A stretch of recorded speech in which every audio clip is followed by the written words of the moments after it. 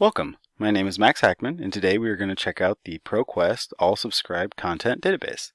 The first thing we want to do is scroll down and select the database link on the right-hand side of the page. This will take us to an alphabetical listing of all of our databases. We'll select the P, scroll down, and select ProQuest.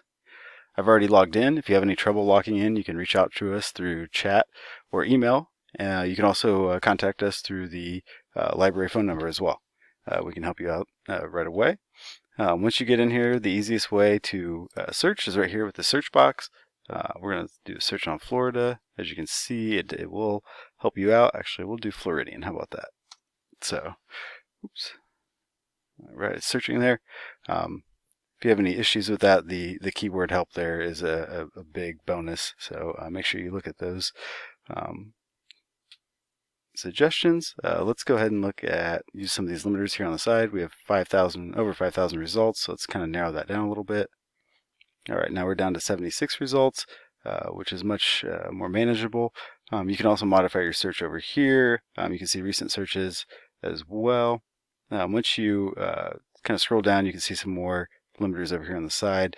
Once you find what you're looking for, select the title, and then it'll take you in, and we can see some more details. It's a little bit easier to read this way as well. So the first thing we'll see here is the title, the authors, what journal it's from, where it was published, and kind of when it was published as well.